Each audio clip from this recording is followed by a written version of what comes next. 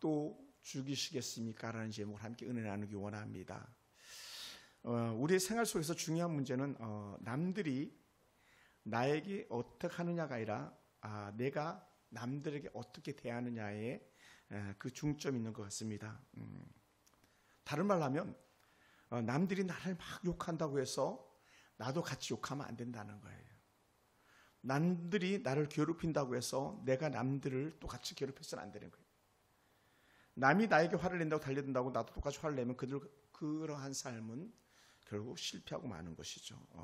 그래서 내가 남에게 어떤 말을 하고 어떤 태도를 보이는가에 따라서 곧 그것이 우리의 모습이고 그것이 또한 우리의 인생이 되는 줄 믿습니다. 그래서 우리가 참 어려운 거지만 너무 어려워요, 사실은. 그래서 우리 인내가 필요하고 절제가 필요한 건데, 화나는 말을 들었다고 해서 화를 내는 대신에 만약에 웃을 수만 있다면 문제가 커지지 않을 거예요. 또 싸우려고 달려드는 사람을 만약에 오히려 화평으로 끌어안을 수만 있다면 더 큰 다툼은 일어나지 않을 것입니다. 그래서 우리는 언제든지 하나님의 사랑의 마음을 가지고 모든 사람을 대하고 그 하나님의 사랑의 관점에서 모두에게 동일한 잣대, 하나님의 사랑의 잣대를 드리게 된다면 우리는 정말 멋진 그런 성도들이 될 줄 믿습니다. 사랑하는 성도 여러분, 우리는 여러분 믿거나 말거나 사실은 우리는 이미 변화된 그리스도인들이에요. 왜냐하면 예수 그리스도를 주라 시인하고 예수 그리스도를 우리의 구주로 고백하는 그것 자체가 우리에게 이미 변화가 되었고 그 안에 이미 우리 하나님의 성령이 역사하고 있기 때문인 줄 믿습니다. 그러므로 바울은 이미 믿고 구원받은 우리들에게 주시는 은혜의 말씀인데 로마서의 같은 말씀입니다. 강한 자는 약한 자를 업신여기지 말아야 한다라고 이 전제하고 들어가고 있고요. 또한 약한 자는 강한 자의 자유를 비판하지 말아야 된다라고 말합니다. 여기서 약하다, 강하다는 믿음에 대해서 말하는 것일 수도 있고요. 또 다르게 널리 광의 넓게 해석하면 그것은 또 다른 삶의 행동 지표를 가지고도 그렇게 해석할 수 있을 것 같습니다. 우리 하나님은 우리의 행위 자체가 아니라 그 행동의 동기를 보고 우리를 판단하신다는 거예요. 또한 하나님은 믿음이 강한 자와 약한 자 사이에서 누가 더 우월하고 누가 더 우월하지 않다라고 하나님께서 그렇게 판단하지 않으신다는 거예요. 우리 거기에 키가 있었으면 좋겠어요. 근데 우리는 어떻게 돼요?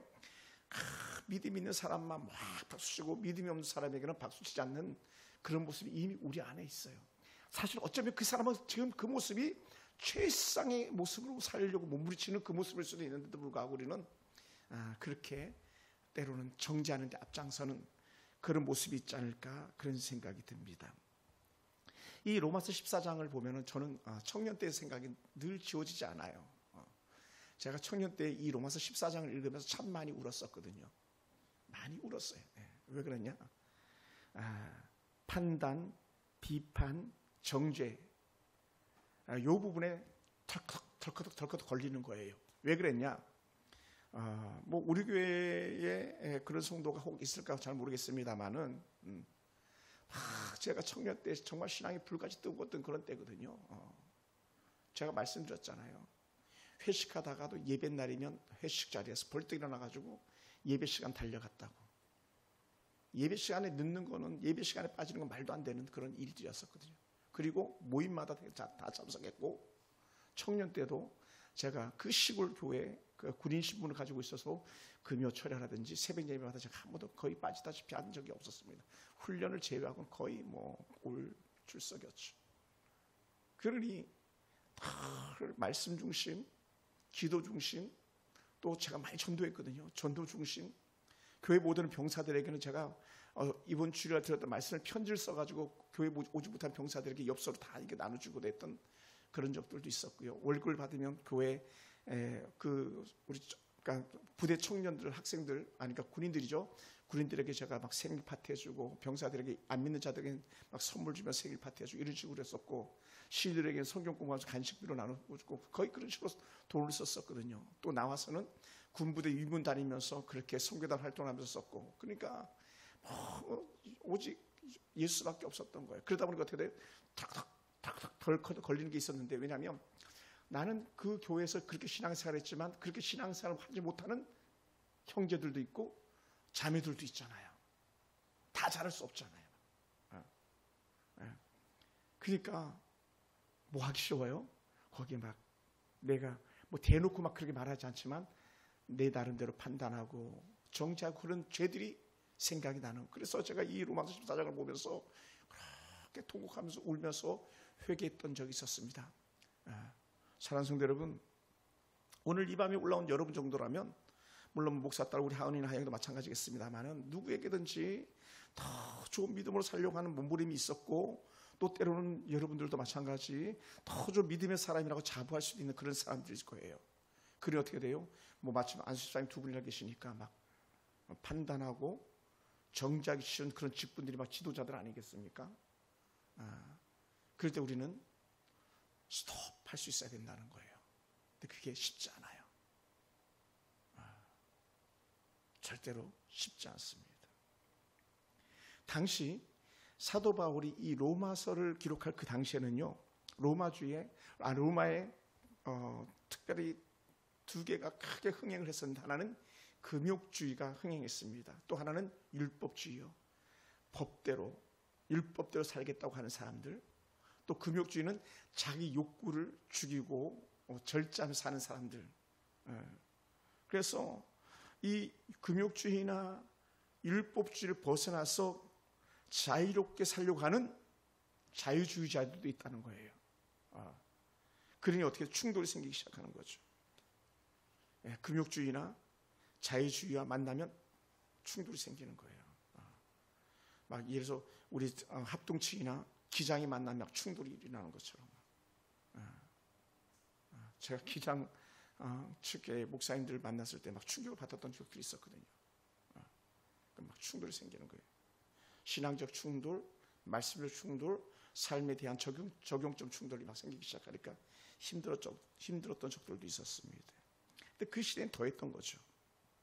그래서 14장 1절에서 뭐라 표현했냐면, 믿음이 연약한 자들을 너희가 받으라라고 하는 거예요. 누가 받냐? 그러면 믿음이 좋은 사람들이 그들을 받아들이라는 거예요. 다른 말로 하면 저는 이렇게 해석해 봅니다. 그들을 충분히 용납하고 그들을 충분히 이해하라라는 거예요. 할렐루야. 그러니까 우리도 마찬가지, 우리 남구영 집사님이나 우리 하은이나 하영이나 우리 사모님이나 백목사님이나 저나 또 다른 집사님들 모두가 다 마찬가지, 충분히 믿음이 연약한 자다고 해서 우리가 막 그렇게 정죄하고 때로는 삿대질하면서 문제를 가지고 다툴 게 아니라는 거예요. 만약 그런 문제가 있다면 우리는 정죄가 아니라 권면으로 부드럽게 알고 깨닫도록 해야 되는 게 중요하죠. 근데 우리는 뭐 잘 그러지 못할 때가 많아요. 왜냐하면 우리 너무 직설적이고, 우리는 또 너무 급박하고, 우리는 또 이미 막 우리가 지금까지 살아온 테두리가 있었기 때문에 그렇게 하기 쉽지 않은데, 근데 우리 그렇게 하지 말라고 우리 사도 바울은 우리에게 말하고 있습니다. 왜냐하면 믿음이 연약한 자들을 우리가 이해해야 되는데 이해하지 못하기 때문에 그들 이해하라고 말하는 거예요. 여러분, 예전에요, 오래전에 성경책을 함부로 다루면 안 됐어요.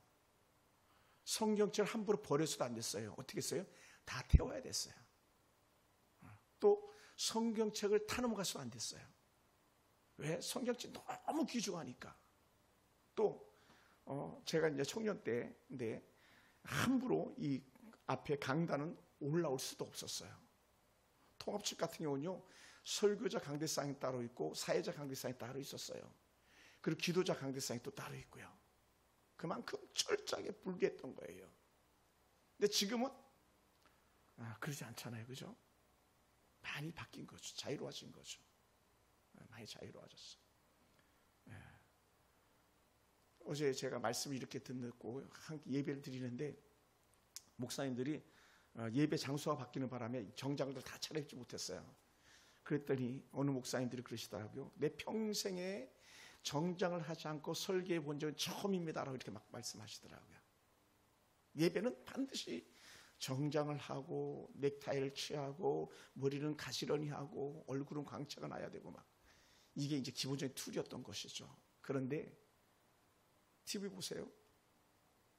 마이크 들고 앞에 나가가지고 왔다 갔다 하면서 설교하는 그런 분들도 계시잖아요. 거의 뭐 온누리교회 하영주 목사님이라든지 저기 지금 은퇴하셨다면 유기성 목사님 이런 분들은요 넥타이 안 하고 그냥 와이셔츠 빠름 그것도 반팔 차림이 하죠. 미국에 가니까는 휴스턴 감리교회 갔더니 제 감리교회인가 갔더니 거기는 그냥 반바지 차림으로 나와가지고 농공 들고 나와가지고 목사님 그래 설교하시더라고요. 그러면 우리는 야 어떻게 예배 시간에 그것도 설교자가 반바지 입고 설교할 수가 있어? 막 예를 들어서 어떻게 반팔 입고 설교할 수가 있어? 막 이렇게 되기 쉬운데 그게 다 옳은 것은 아니라는 거예요. 그 한 좋은 예가 있는데 미국에 가면 크리스탈 처치라고 수정교회가 있어요. 로버트 슐러 박사님이 목회했던 수정교회 그 아들이 그 목회 사역을 이어갔었는데 거기는요 모든 사람이 거의 방문자들 제외하고는 다 정장을 입었어요. 다 양복을 입고 막 완전히 뭐 귀부인처럼 그렇게 와서 예배드려요. 그리고 거의 다 백인들이었어요.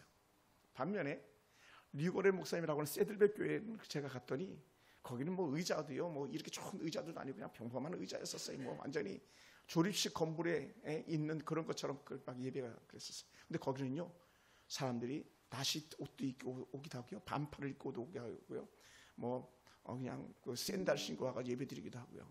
근데 중요한 게 뭐였는지 아세요? 그 세들백 교회는 한없이 붕해갔고요 정장을 차려입으면서 예배 자리 줄 딱 맞추고 오케스트라가 70명이었어요. 오케스트라 단원들만 그 크리스탈 처치에는요 거기 그렇게 막 큰 천정도 다 더달보단 하프를 막 끼면서 막 이 찬송하고 또 특송하고 막 그랬던 교회는요 사라져버리고 말았어요. 없어졌어요. 세상 말라 문 닫았어요. 교회가 팔렸어요. 천주교에 팔려버리고 말았어요. 그러니까 우리는 이것이 옳다 저것이 옳다라고 판단하지 말고 내 중심을 하나님께로 온전히 정하는 것이 우리의 중심이 되어지길 주님으로 축원합니다.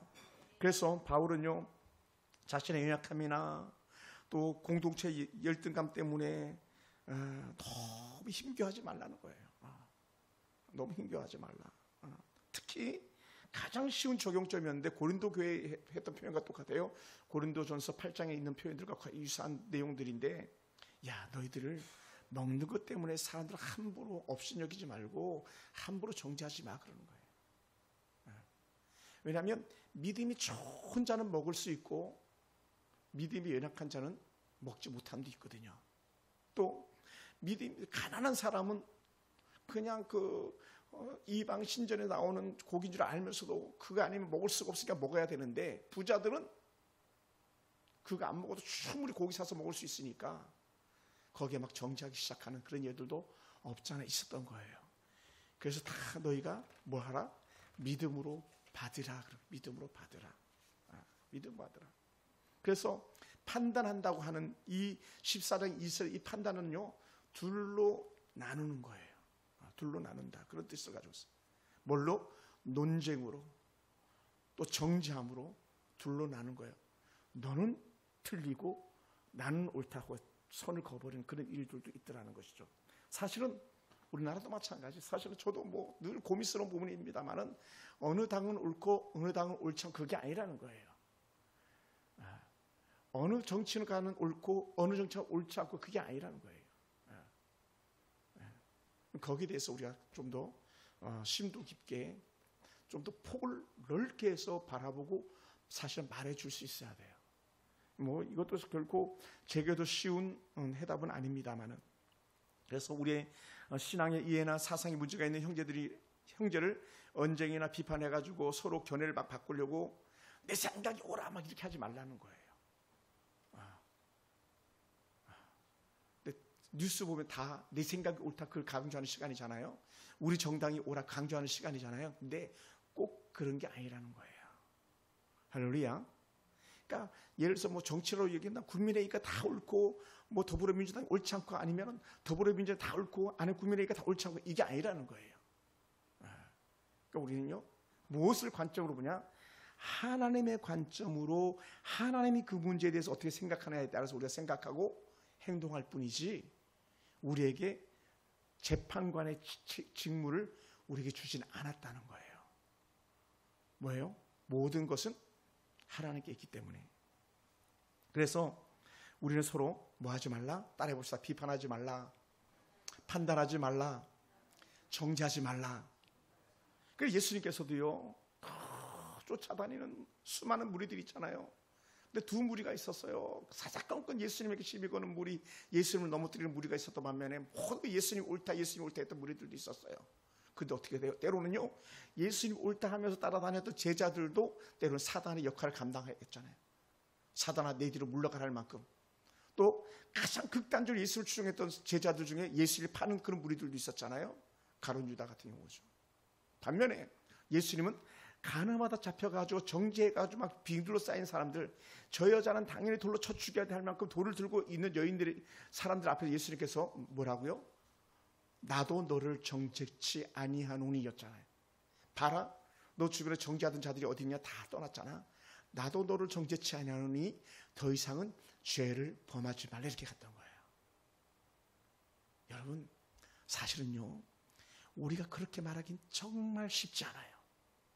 왜요? 우리는 죄인들이기 때문에요.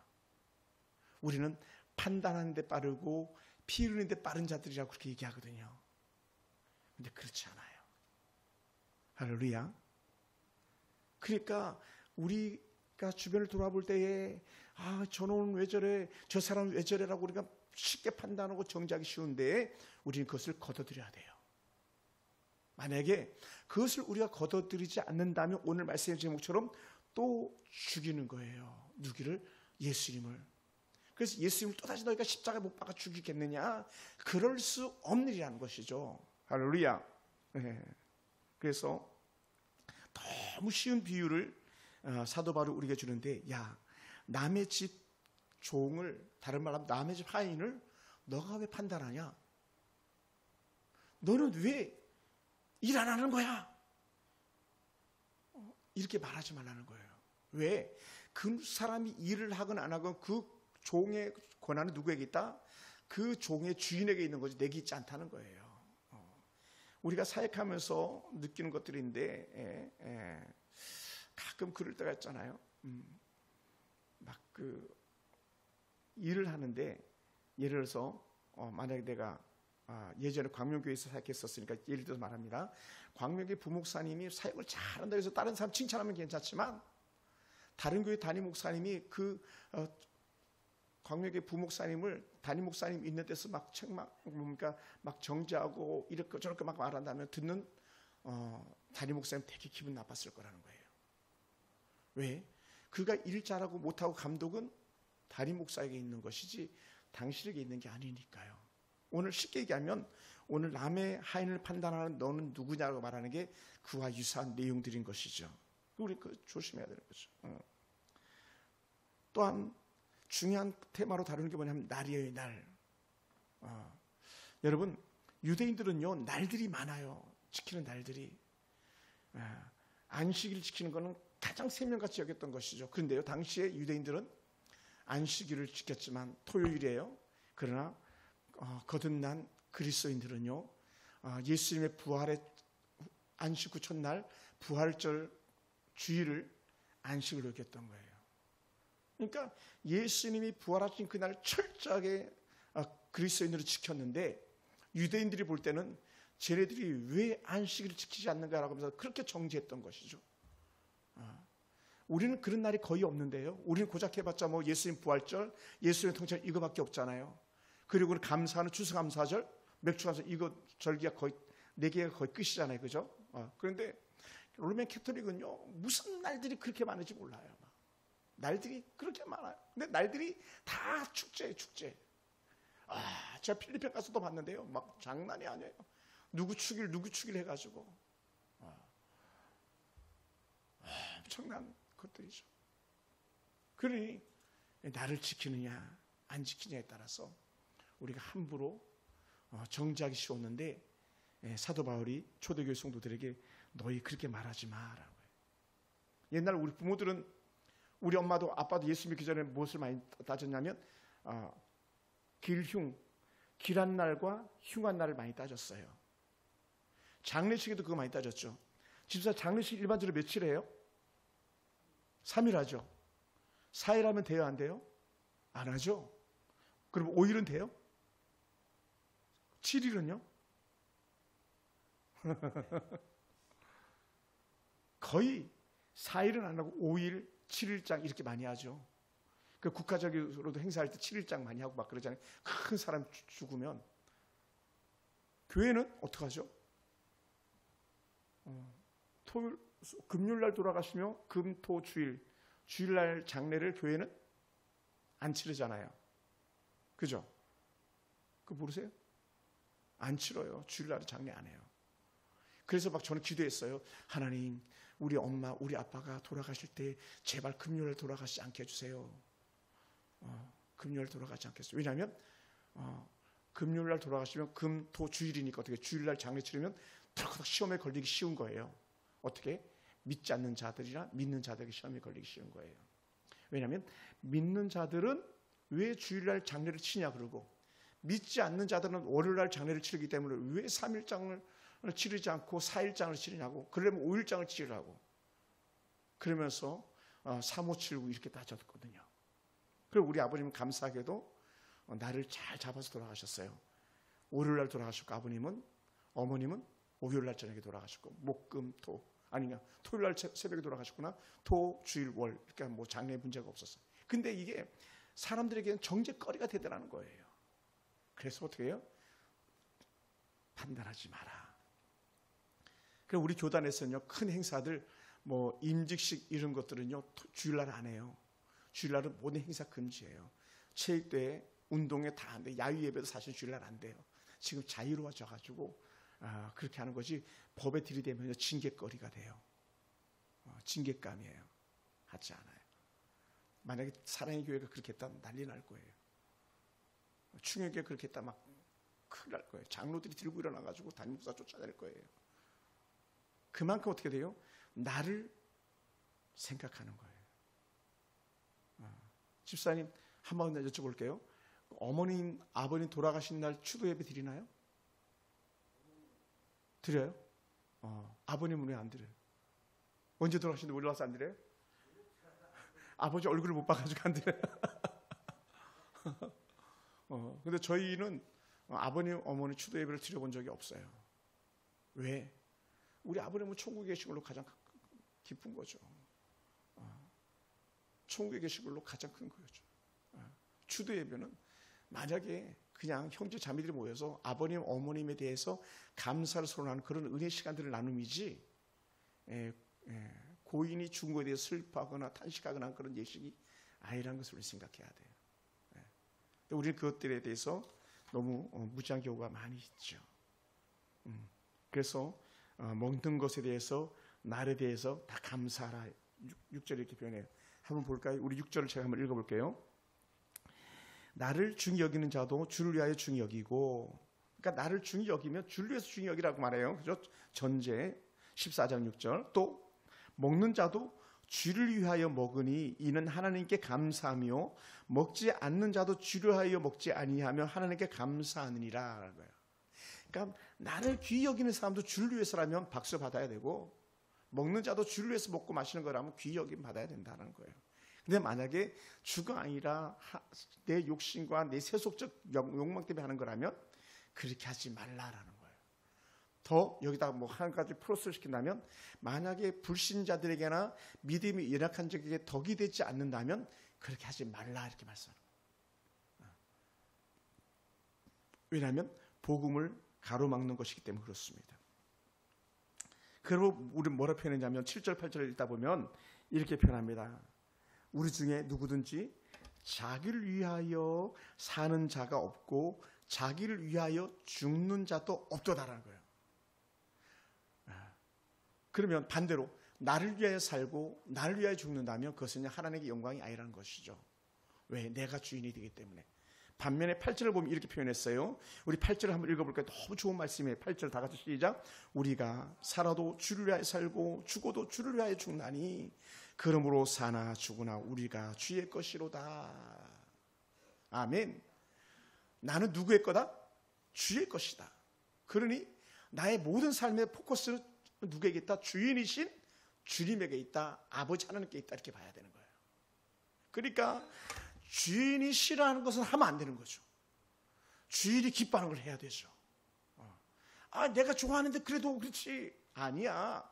하나님이 기뻐하는 걸 해야 돼. 하나님의 뜻대로 해야 돼. 주인의 뜻대로 해야 돼. 이것이 우리의 기본적인 생각이 돼야 되는 건데 우리는 그렇게 하지 못할 때가 많이 있습니다. 그래서 오늘 우리는 다시 한번 가만히 생각해 보시기 바랍니다. 그래서 소극적으로는요, 자기를 위해 사는 자가 없다는 거예요. 결코 그렇지 않다. 다 주를 위해서 산다. 또 더 적극적으로 살 때는 어떻게 해요? 예수 그리스도의 핏값으로 산 우리가 되었으니 그를 위해서 살고 죽는 것이 마땅하다라는 거예요. 전적으로 주를 위해서. 오늘 우리가 이 은혜를 빼앗기지 않게 되길 원합니다. 그러므로 이제 나타나는 것이 뭐냐? 결론적으로 나가서 이렇게 말합니다. 자, 11절 한번 읽어볼까요? 기록되었으되 다 같이 한번 봅시다. 시작. 기록되었으되 주께서 이르시되 내가 살았노니 모든 무릎이 내게 꿇을 것이요 모든 혀가 하나님께 자백하리라. 아니 내가 하나님의 자녀인데 하나님의 자녀가 아닌 것처럼, 내가 하나님을 주인으로 삼았는데 주인이 아닌 것처럼 여겼던 사람들이 결국 하나님께 무릎을 꿇게 될 거다. 역시 주인은 당신이셨군요. 또 하나는 내가 네 입으로 수도 없이 정죄하고 판단하고 했던 것들을 하나님 앞에서 다 짚고 말하게 된다는 거예요. 뭐라고? 하나님 내가 잘못했어요. 하나님 내가 잘못했습니다. 자백한다는 거죠. 그러면 오늘 우리는요, 어떻게 하든지 간에 하나님의 영광을 위해서 또 주의 뜻을 따라 사는 것이 우리의 참된 표대가 되어야 됩니다. 그러므로 사랑하는 성도 여러분, 우리는요, 어찌하든지 우리가 믿음이 더 좋다면 믿음이 연약한 자를 비판하지 말고 사랑으로 끝까지 받아들이고 또 받아들이는 그런 은혜가 있기 원합니다. 그래서 이걸 갖다가 좀 고급스러운 단어로 용납이라는 단어를 쓰는데, 제가 그 청년 때 이 찬양 때문에 그랬던 거예요. 임마누엘 그 테이프에 나오는 찬양인데, 서로 용납하라 주 너를 용납함같이. 그러면서 나온 가사가 뭐냐면, 주님 하신 대로, 주님 가신 대로, 주님 뜻대로 너희는 서로 용납하라 라고 했어요. 할렐루야. 이거요, 결코 쉽지 않은 모습이었었어요. 그래서 우리가 우리 성도들을 함부로 판단, 정죄하지 말고 할 수만 있다면, 넉넉히 품어주고 받아들일 수 있다면 그것이 하나님의 뜻인 줄 믿으시기 바랍니다. 그래서 우리는 각 사람의 행위를 비판하거나 판단하지 않고 뭐라고요? 토스, 하나님께 넘기는 거예요. 하나님께. 하나님, 그리고 그를 위해서 강제 중보하고 그를 우리는 사랑하는 것이 전적인 우리의 책무예요. 만약에 믿음이 열악한 자라면 믿음이 자라도록 우리가 그를 보듬어 줘야 되고, 만약에 넘어진 자는 넘어지면서 일어나도록 일으켜 줘야 되는 그러한 은혜가 우리 가운데 있는 줄 믿습니다. 할렐루야. 사랑하는 성도 여러분, 우리가 오늘 말씀을 통해서 우리에게 믿음이 강한 자 약한 자 사이에서 서로 돕고 서로 이해하면서 충분하다면 우리는 참 좋은 사람, 참 좋은 성도, 참 좋은 교회가 될 거예요. 저는 우리가 비록 부족하고 연약하지만 그러한 교회가 됐으면 좋겠고, 그러한 성도요, 그런 목회자 가정 됐으면 좋겠습니다. 기도하겠습니다.